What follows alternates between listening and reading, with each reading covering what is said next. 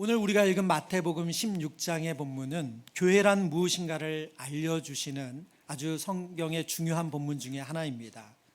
예수님은 이 말씀을 통해서 교회에게 주신 사명이 무엇인지를 우리에게 알려주고 있습니다.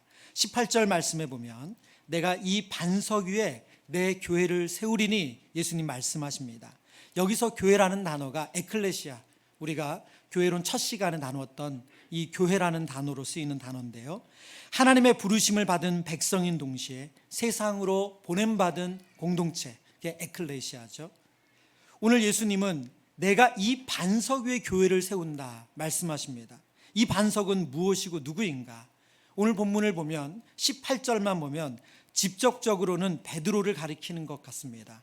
그런데 앞뒤 우리 본문의 맥락을 보면 이 본문에서 이 반석은 바로 베드로의 신앙 고백을 가르칩니다.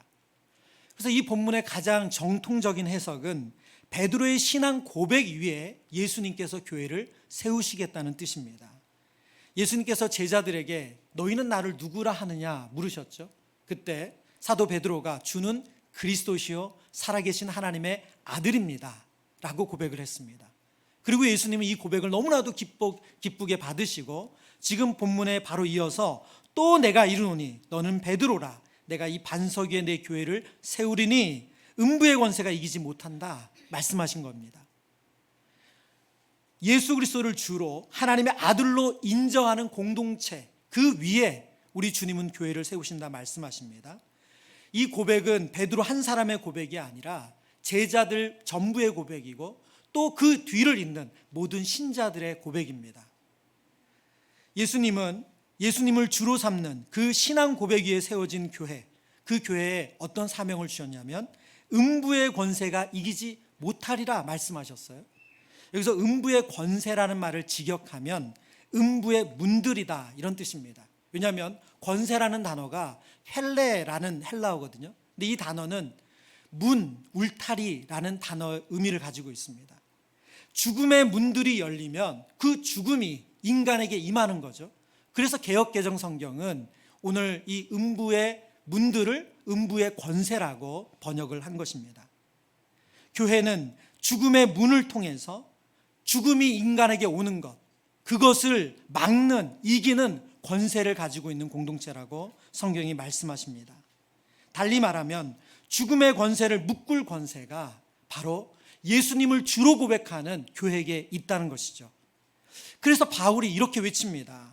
고린도전서 15장 54절과 55절 말씀입니다. 이 썩을 것이 썩지 아니함을 입고 이 죽을 것이 죽지 아니함을 입을 때에는 사망을 삼키고 이기리라고 기록된 말씀이 이루어지리라. 55절 같이 읽겠습니다. 사망아 너의 승리가 어디 있느냐? 사망아 네가 쏘는 것이 어디 있느냐? 아멘. 지금 사도 바울은 사망을 향해서 선포하듯 얘기합니다. 사망은 전혀 두렵지 않다. 죽음은 전혀 두렵지 않다. 너가 나에게 아무런 영향도 주지 못한다. 그렇게 외치고 있는 것입니다. 교회는 이 죽음의 문들을 통해서 죽을 수밖에 없는 모든 인생에게 예수 그리스도를 통해서 주시는 그 영원한 생명, 그 생명으로 죽음을 이기게 하는 능력, 그 권세를 가진 공동체가 교회입니다. 송태근 목사님의 책 교회가 알고 싶다에서 바로 이어지는 19절 말씀을 이어서 이렇게 설명하고 있습니다. 그리고 주님은 교회에 천국 열쇠를 맡기시며 내가 땅에서 무엇이든지 매면 하늘에서도 매일 것이요 내가 땅에서 무엇이든지 풀면 하늘에서 풀리리라고 말씀하신다. 천국의 열쇠가 무엇일까? 우리가 기도하는 이름 그리스도시다. 하나님 나라는 그리스도의 이름으로 가는 곳이다. 천국 열쇠인 그리스도의 복음과 하나님의 말씀을 전파하는 것이 교회에 주어진 권세다. 말씀을 바르게 해석하고 그 말씀을 전파함으로 생명을 얻게 하는 것, 그것이 교회에게 주신 사명이다. 정리하면 오늘 예수님께서 우리 교회에게 사명을 부여하십니다. 근데 그 사명은 무엇이냐면 음부의 권세를 이기게 하는 것이래요. 음부의 권세란 죽음을 말합니다.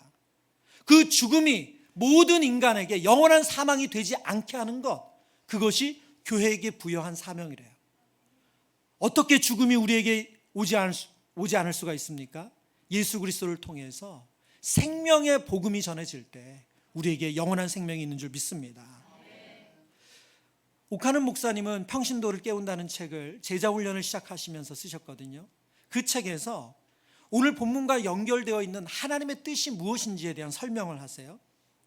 슈랭크는 신학자인데요. 슈랭크는 신약 성경에 나오는 하나님의 뜻이라는 말을 세밀하게 연구한 후에 다음과 같은 의미 있는 결론을 내리고 있다. 신약 성경에서 하나님의 뜻이라는 말의 복수형은 거의 완전할 정도로 찾아볼 수 없다. 하나님의 뜻은 단수형으로만 표현되어 있다. 그 이유가 어디에 있을까? 그것은 하나님의 뜻이라는 개념이 전적으로 하나님의 구원 목적과 일치되는 뚜렷한 통일성을 가지고 있기 때문이다. 다시 말하면 하나님의 뜻이라는 말이 단수인 것은 하나님의 계획이 오직 한 가지 목적을 지향하고 있다는 것을 의미한다. 그 목적은 예수 그리스도를 통하여 세상을 구원하는 자기 자신의 구속 사역을 완성하는 것이다. 하나님 신약 성경에 하나님의 뜻은 단수로 쓰여 있습니다. 그런데 그 하나님의 뜻이 단수인 이유는 하나님의 뜻이 하나로 통일되어 있기 때문이라는 거죠. 그 하나님의 통일된 뜻이 무엇입니까? 예수 그리스도를 통한 구원 사역이라는 거예요. 하나님의 뜻은 다른 데 있지 아니하고 예수 그리스도를 통해서 죽어가는 영혼들을 살리는 것, 그것이 하나님의 뜻이래요. 예수님께서 수가성에서 사마리아 여인에게 복음을 전하고 그녀가 그 복음을 영접했어요. 그리고 제자들이 예수님을 다시 찾아왔을 때 제자들에게 예수님께서 이렇게 말씀하십니다. 요한복음 4장 34절이죠. 예수께서 이르시되 나의 양식은 나를 보내신 이의 뜻을 행하여 그의 일을 온전히 이루는 이것이니라. 예수님께서는 하나님의 뜻을 이루고 계세요. 그 뜻이 무엇입니까? 바로 수가성 여인처럼, 그 사마리아 여인처럼 복음을 알지 못하고 예수 그리스도를 알지 못하고 죽음을 향해 가는 수많은 영혼들을 예수님을 통해서 살리시는 겁니다. 그 구원이 하나님의 뜻이라는 겁니다.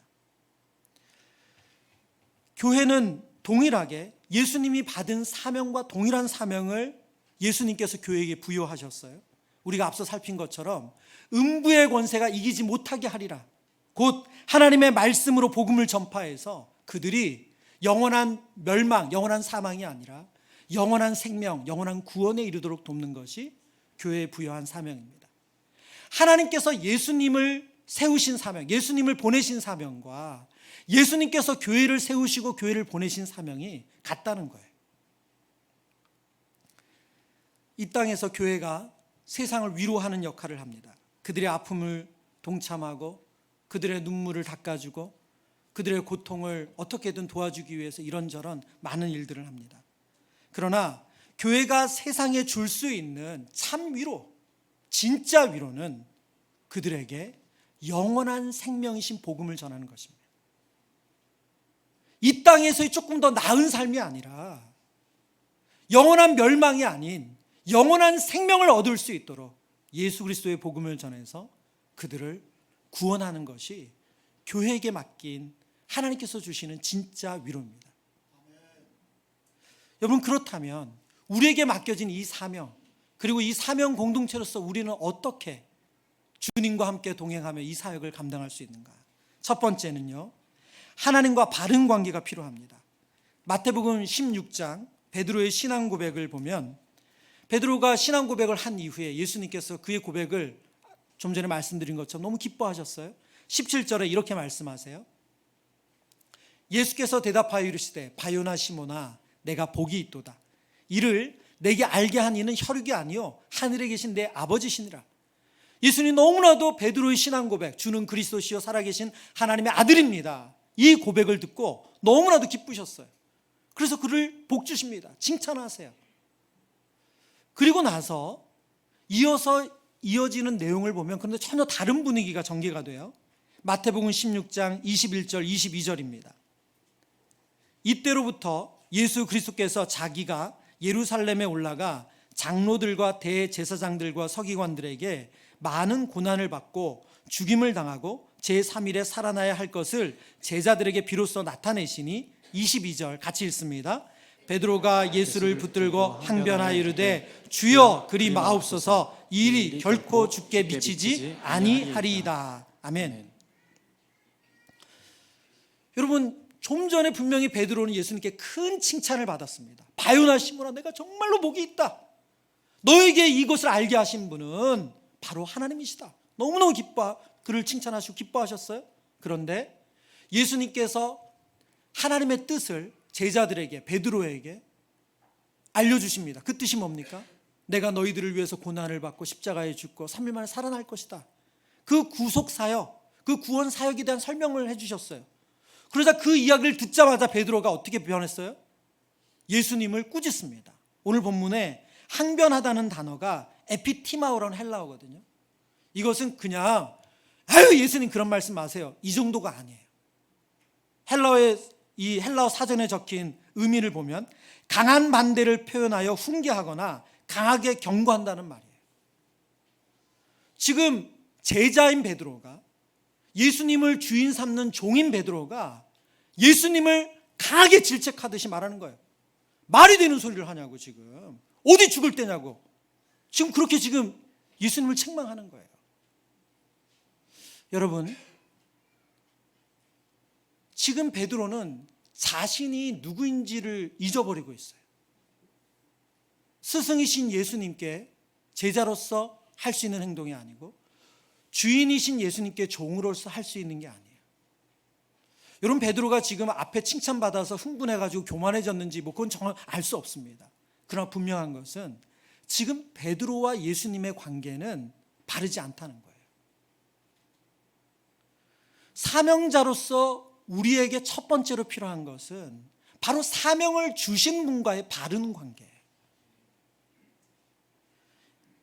예수님께서, 하나님께서 부여하신 사명과 교회가 예수님께 부여받은 사명이 같다고 했습니다. 그렇다고 한다면 사명을 이루는 교회는 바로 사명을 수행하는 예수님을 본받는 게 맞죠. 그럼 예수님은 어떻게 그 사명을 수행하셨는가?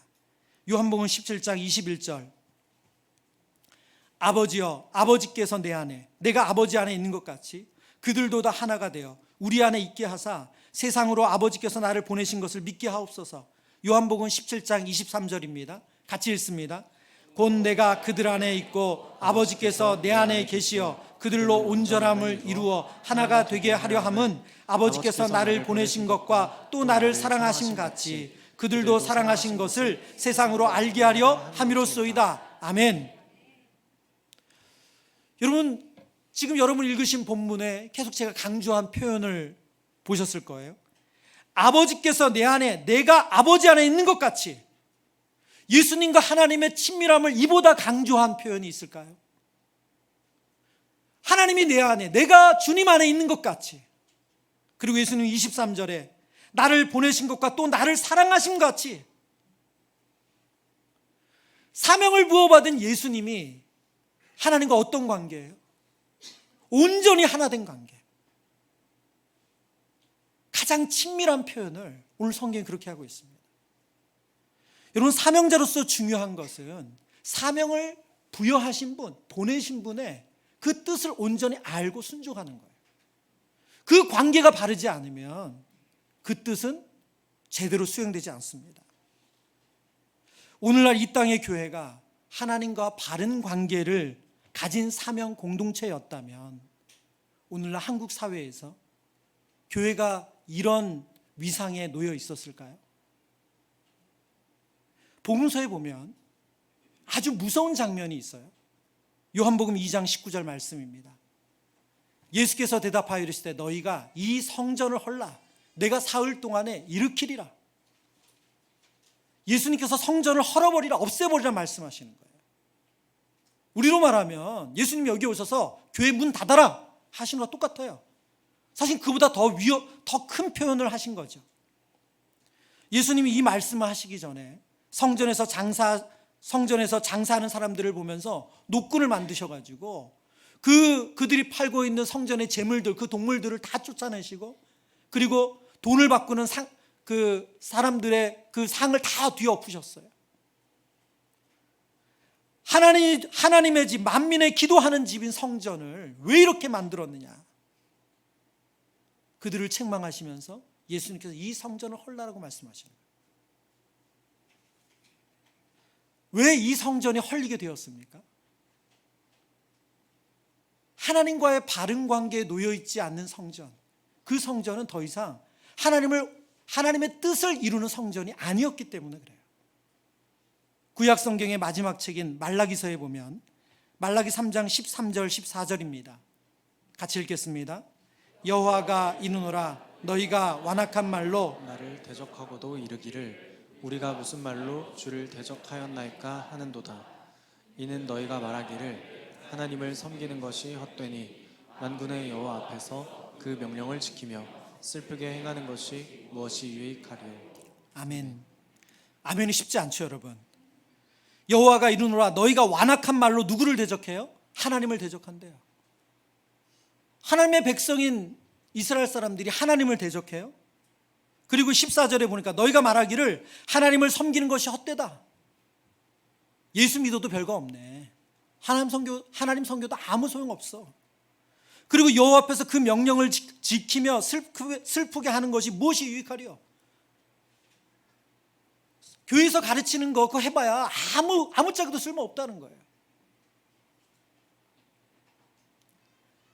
이스라엘 백성들은 하나님을 대적하고 하나님을 섬기지 않았습니다. 하나님과 바른 관계가 아니에요. 관계가 깨어진 지 오래예요. 지금 예수님께서 그런 그들이 섬기는 성전, 그들이 예배하는 성전 헐어버리라고 말씀하시는 거예요.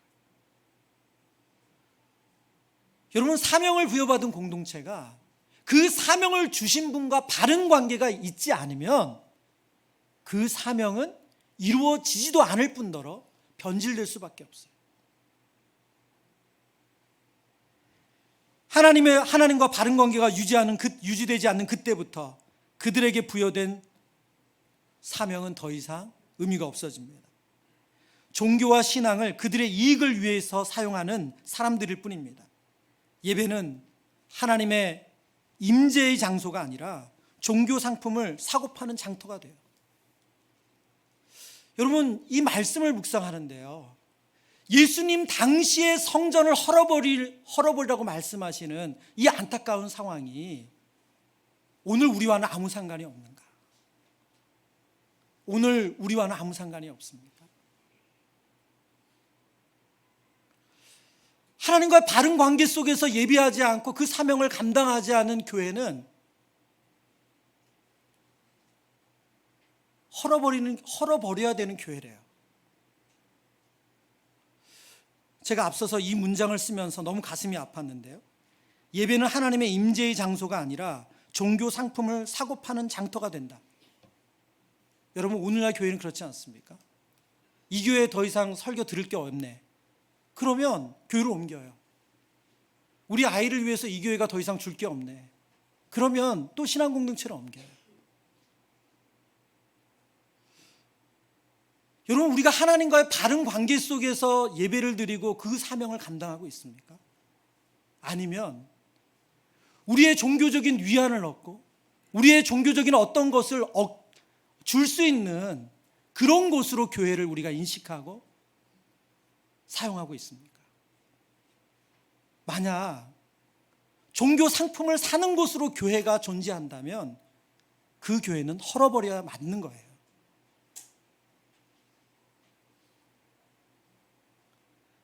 하나님과의 바른 관계가 사명 공동체로서의 우리를 살아낼 수 있도록 돕습니다.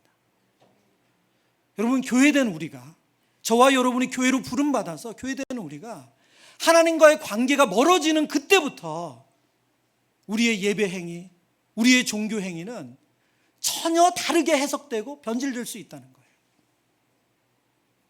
여러분, 그래서 정말 하나님의 말씀 알기를 간절히 사모하셔야 되고 하나님의 은혜를 구하며 기도 자리로 나가셔야 돼요. 여러분, 어느 교회가 처음 시작할 때부터 그런 종교 장터가 되기를 원했겠어요? 처음엔 그러지 않았을 거예요. 여러분, 이번 주부터 저희가 금요기도회를 한 달간 특별 금요기도회로 모이거든요. 이 금요기도회 그 내용 보셔서 알지만 이번 금요기도회는 좀 독특한 것이 중간에 쉽니다. 그래서 어떤 분이 왜 예배 시간에 쉬어요? 그러시더라고요. 왜 쉬냐면요, 쉬고 나서 빡세게 기도하려고. 그래서 쉬는 시간에 간식을 드릴 거예요. 예, 소화될 때까지 기도하고 가세요. 한 달간. 제가 예수님을 영접하고 나서 중3 때로 기억이 나요. 제 친구 중에 저보다 더 은혜 뜨거운 친구가 있었어요. 그러니까 제가 이제 은혜 받고 막 열심히 예배도 안 빠지고 잘 나오고 하니까 그 친구가 저를 눈여겨봤나 봐요. 그래서 그 친구가 저보고 금요기도회를 가자는 거예요. 그래서 그런 게 있냐. 근데 이 철야기도라는 거예요. 여러분, 예전에는 토요일도 학교를 다녔습니다. 주 5일이 지금 저희가 너무 익숙해져서 그렇지, 제가 그때 학교 다닐 때만 해도 토요일날 학교를 갔어요. 다 출근도 하시고. 그러면 보통 10시나 11시에 예배를 시작해요. 금요기도 시작해요. 그러면 1시간 정도 말씀 듣고, 그리고 나서 한 10분에서 15분 쉽니다. 그리고 그 시간에 요구르트 주고 빵 주시고, 그리고 나서 그때부터는 계속 기도 제목까지 기도하는 거예요. 새벽 1시, 2시까지. 그리고 끝나고 집에 갔어요. 저는 당연히 그래도 그러는 줄 알았어요. 그 친구가 그렇게 하는 거라고 해가지고. 제가 우리 이번부터 우리 철야 새벽 2시까지 합니다. 그러면 몇 분 나오실까요? 여러분, 정말 하나님과의 관계가 우리의 사명을 이루게 해요. 하나님과의 바른 관계가 없는데 무엇을 하겠다고 하는 것은, 그것은 하나님의 목적과 아무 상관이 없다는 거예요. 두 번째, 사명 공동체로서 교회는 사명자로서의 자기 인식이 필요합니다. 베드로전서 2장 9절입니다. 그러나 너희는 택하신 족속이요 왕같은 제사장들이요 거룩한 나라요 그의 소유가 된 백성이니 이는 너희를 어두운 데서 불러내어 그의 기이한 빛에 들어가게 하신 이에 아름다운 덕을 선포하게 하려 하심이라. 아멘. 지금 베드로를 통해서 주시는 말씀의 핵심은 무엇입니까? 모든 그리스도인들은 하나님께서 택하신 족속이고 왕같은 제사장들이고 거룩한 나라고 소유가 된 백성이라고 말씀하십니다. 이것에 예외되는 사람은 없습니다. 창세기 12장에 하나님께서 아브라함을 그 본토 친척집에서 불러내셔서 그를 복이 될 것이라고 말씀하시면서 이어서 이렇게 말씀하셨어요. 땅의 모든 족속이 너로 말미암아 복을 얻을 것이라. 여러분, 아브라함을 하나님께서 복을 삼으신 것은 그냥 복 그 자체로 그가 머물기 원하셨던 것이 아니라 그를 통해서 복을 세상으로 흘려보내기를 원하셨습니다. 여러분, 교회도 똑같습니다. 오늘 베드로전서 2장 9절에 우리를 택하시고 우리를 왕같은 제사장 삼으시고 거룩한 나라 삼으시고 그의 소유된 백성 삼으신 것은 그의 기이한 빛에 들어가게 하게 하신 이의 아름다운 덕을 어떻게 한다고요? 선포하기 하시기 위함이에요. 그냥 우리만 여기서 조사오니가 아니고 하나님 주신 그 은혜를 만방에 알리라고 우리를 부르셨다는 거예요. 신학학자 톰 라이트 박사님이 구원에 대한 온전한 이해에 대한 글을 쓰셨는데요. 이런 설명을 하세요. 구원의 온전한 의미는 단지 영혼이 아니라 인간 존재 전체에 대한 것이며 미래에 대한 것이 아니라 현재에 대한 것이며 미래에 대한 것만이 아니라 현재에 대한 것이며 하나님의 우리 안에서 그리고 우리를 위하여 하실 일뿐만 아니라 우리를 통하여 하시는 일에 대한 것이다. 구원에 대한 설명을 하시면서 예수 그리스도를 통해서 우리에게 이루신 일만이 구원이 아니고 구원받은 우리를 통해서 하실 일도 그 구원에 포함된다라는 거예요. 여러분, 이스라엘 백성들이 가졌던 착각이 있어요. 그게 뭐냐면 선민의식입니다. 선민의식. 선민의식은 하나님께서 나를 거룩한 백성 삼으셨다는 거예요. 나를 택하여 주셨다는 거예요. 근데 선민의식에 빠진 게 뭡니까? 우리를 위해서 하시는 그 일만 기억하고 하나님께서 우리를 통해서 하실 일을 생각지 않은 거예요. 하나님은 우리를 통해서 이 세상에 그분의 아름다운 덕을 선포하기를 원하십니다. 혹 여러분 가운데 저는 아직 나이가 어려서요, 저는 믿음이 부족해서, 저는 훈련을 받지 않아서, 저는 아직 술 담배를 끊지 못해서, 저는 평신도여서 제가 아직 뭘 하기는 부족합니다. 여러분, 만약 이런 마음을 갖고 계시다면 오늘 하나님께서 주시는 이 말씀을 듣고 여러분의 그 마음에 교정이 일어났으면 좋겠어요. 유진 피터슨 목사님이 그 길을 걸으라는 책을 쓰셨는데 그 책에서 평신도라는 단어에 대한 오늘날 교회가 가지고 있는 오류를 이렇게 말씀해 주세요. 평신도라는 용어와 그 용어에서 파생되는 억측들이 어떻게 그토록 많은 그리스도인들로 하여금 전력을 다해 예수님을 따르지 못하게 하고 그들을 계속해서 주변부로 내몰 수 있었는지 잘 납득이 되지 않는다. 결국 예수님도 오직 평신도만을 불러서 자신을 따르라고 하시지 않았던가. 12명의 남자 제자들과 수많은 여 제자들 중에서 사제나 교수가 하나도 없었다. 천막 짓는 사람이었던 바울도 평신도였다. 여러분, 우리 스스로 평신도라는 이름 아래 자꾸 하나님을, 예수님 맡겨진 그 사명을 전력을 다해서 섬기기보다 스스로 위축되고 숨는다는 거예요. 나 그렇게까지 안 해도 돼. 그건 목사님이나 전도사님이 할 일이지. 그건 선교사님이 할 일이지. 내가 그렇게까지 신학 공부도 안 했는데. 지금 유진 피터슨 목사님 뭘 지적하세요? 예수님도 오직 평신도만을 불러서 자신을 따르라고 하셨대요. 여러분, 성경 어디에도 이것은 목사일, 이것은 평신도일, 여러분 그렇게 구분되어 있는 거 없습니다. 교회의 조직상 역할이 부여됐어요. 질서상 부여됐어요. 그러나 저희가 부여받은 사명은 똑같습니다. 예수 그리스도의 복음을 전해서 음부의 권세가 임하는 모든 인생들에게 영원한 생명을 전하는 거예요. 여러분, 그 부여된 사명이 저와 여러분이 다르지 않아요.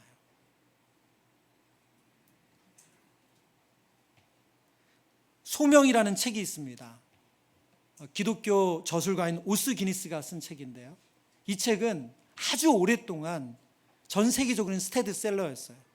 여러분이 하나님의 뜻, 소명에 대해서 궁금한 분이 있다면 이 책을 이번 여름에 읽어보시면 많은 도움을 얻으실 수 있습니다. 쉽게 아주 읽히는 책은 아니지만 소명에 대해서 아주 잘 정리되어 있습니다. 소명이란 모든 사람이 모든 곳에서 모든 것에서 하나님의 부르심에 반응함으로써 자신의 부르심을 성취하는 것이다. 루터가 보기에는 농부와 상인, 우리의 경우는 사업가, 교사, 공장 노동자, 아나운서 등이 목사나 선교사나 마찬가지로 하나님의 일을 할 수 있었다. 목사나 선교사의 일이나 사업가나 교사나 공장 노동자나 아나운서의 일이나 다르지 않다는 거예요. 모두가 다 하나님의 부르심을 받은 사람들입니다. 여러분이 있는 그 자리에서 저와 여러분이 음부의 권세를 이기게 하시는 그 생명의 복음을 전하고 살아내는 사명을 부여받았습니다. 여러분, 도망치지 마세요. 여러분, 위축되지 마세요. 여러분, 물론 모두가 똑같은 모양으로 복음을 전할 수는 없습니다. 그러나 하나님께서 저와 여러분에게 부여된 사명이 같습니다. 에베소서 2장 10절의 말씀을 우리 선포하듯 읽어볼까요? 이 말씀에 하나님께서 왜 우리를 만드셨는지 아주 명확하게 말씀하고 있어요. 같이 읽습니다. 우리는 그가 만드신 바라 그리스도 예수 안에서 선한 일을 위하여 지으심을 받은 자니 이 일은 하나님이 전에 예비하사 우리로 그 가운데서 행하게 하려 하심이니라. 아멘. 그리스도 예수 안에서 선한 일을 위하여, 그 선한 일이 무엇입니까? 영혼을 살리는 일이에요. 여러분, 이 에베소서 2장 8절 9절의 말씀 너무 잘 아시는 말씀이잖아요. 너희가 그 은혜에 의하여 믿음으로 말미암아 구원을 얻었나니 이것은 너희에게서 난 것이 아니요 하나님의 선물이라. 누구든지 행위에서 난 것이 아니니 이는 자랑하지 못함이라. 저와 여러분을 하나님께서 걸작품으로 만드셨습니다. 하나님의 선한 일을 위하여 지어주셨어요. 여러분, 우리가 하나님께 이 사명받은 자라는 것, 이 자기인식, 분명한 자기인식이 필요합니다. 세 번째, 사명 공동체로서의 교회는 사명자로 대가 지불이 필요합니다. 누가복음 14장 27절과 28절 말씀인데요. 누구든지 자기 십자가를 지고 나를 따르지 않는 자도 능히 내 제자가 되지 못하리라. 너희 중에 누가 망대를 세우고자 할진대 자기의 가진 것이 준공하기까지에 족할는지 먼저 앉아 그 비용을 계산하지 아니하겠느냐. 여러분, 사명 공동체로 우리가 살아간다는 것은 대가 지불이 따른대요. 지금 예수님께서 제자들에게 그 제자들을 가르칠 때마다 너희가 나를 따라오려거든 자기 십자가를 지고 따르라고 말씀하세요. 그러면서 오늘 본문 28절에 보면 누가 망대를 세우고자 할진대, 말하자면 누가 건축하려고 하는데 그냥 건축하냐? 건축비 계산한다는 거예요. 비용이 얼마 드는지 계산하고 건축 시작한다는 거죠. 예수님의 제자가 된다는 것도 똑같다는 의미예요. 우리가 예수님을 따른다는 것은 거기에 따르는 대가 지불이 있다는 겁니다. 우리가 암송도 하고 또 좋아하고 사랑하는 시편의 말씀 중에 뭐 단연 최고라고 하는 말씀이 시편 23편입니다. 23편에 보면, 근데 그 말씀의 4절 5절에 보면 이렇게 나와 있어요. 내가 사망의 음침한 골짜기로 다닐지라도 해를 두려워하지 않을 것은 주께서 나와 함께 하심이라. 주의 지팡이와 막대기가 나를 안위하시나이다. 5절, 주께서 내 원수의 목전에서 내게 상을 차려주시고 기름을 내 머리에 부으셨으니 내 잔이 넘치나이다. 여러분, 우리가 이 말씀을 암송하면서 우리가 자꾸 잊어버린 게 뭡니까? 우리의 인생에 사망의 음침한 골짜기가 있다는 거예요. 우리의 삶 속에 내 원수의 목전에 있는 일이 반복된다는 거예요. 우리는 이 3절 4절은 사실은 별로 강조점 안 줘요. 어디에 두죠? 1절 2절, 여호와는 선한 목자라 나를 푸른 초장에 쉴 만한 물가로 인도하시는다. 아멘. 우리를 푸른 초장과 쉴 만한 물가로 인도하시는 주님 맞습니다. 우리 주님은 그런 주님이세요. 그러나 이 땅에 성도로 살고 신자로 산다는 것, 그리스도로 산다는 것은 사망의 음침한 골짜기가 있어요. 여러분, 내 원수가 목전에 있는 일이 비일비재합니다. 성도의 삶은 대가 지불이 있습니다. 사명자가 이 땅에 그 사명을 감당하기 위해서는 마땅히 치러한 대가가 있습니다. 저희 교회 안에도 많은 봉사자들이 그 사명을 감당하며 대가 지불을 하세요. 오늘 우리 찬양팀 이쪽 왼쪽에 앉아 계신, 제가 볼 때 왼쪽에 앉아 계신데 매주 토요일이면 오전 9시부터 한 오후 1~2시까지 연습을 하고 가세요. 매주 토요일 어김이 없어요. 우리 여기 앞에 계신 우리 찬양대원들은 어떻습니까? 오후 2시까지 다 매주 연습하고 가세요. 시간의 헌신이 있고 물질의 헌신이 있고 몸의 헌신이 있습니다. 여러분, 예수님께서 맡긴 이 사명을 감당하는데 우리의 헌신이 사실은 뭐 끝이 없어요. 이런 일이 참 우리를 놀랍게 하죠. 지금 분당 우리 교회는 올 9월에 가평 우리마을이라고 우리 비장애인과 장애인들이 함께 어우러지는 특별한 공간을 지금 오픈을 준비하고 있어요. 가평 우리마을이 시작되는 그 시작점에 보면 한 권사님의 자신의 물질에 대한 헌신이 있었어요. 대가 지불이 있었습니다. 그분은 그 전쟁통에 피난 오신 분이에요. 그러니까 정말 뭐 피난 왔으니까 뭘 가지고 오셨겠어요. 정말 가재도구 챙기고 목숨을 부지하기 위해서 급히 내려오신 거 아니에요. 그래서 서울에 조그만한 그 집을 한 칸 마련하신 거예요. 그런데 시간이 지나니까 그 집이 비싸지잖아요. 가격이 오르잖아요. 얼마나 시간이 많이 지났습니까? 그러고 나니까 그 집값이 50억이 된 거예요.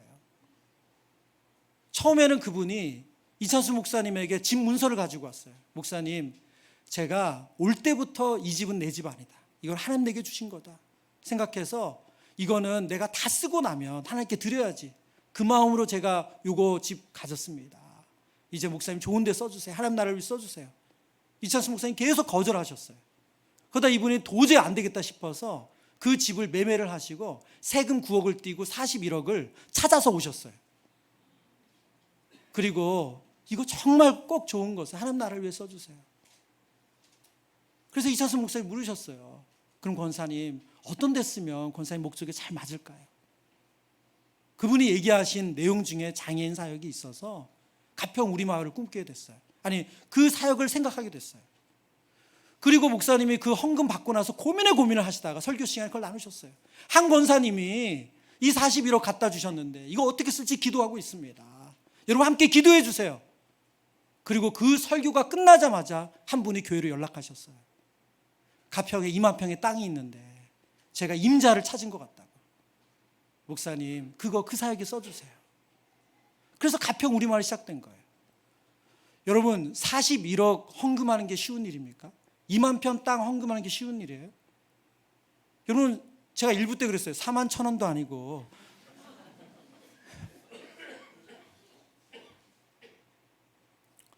여러분, 그분에게 돈이 안 아까울까요?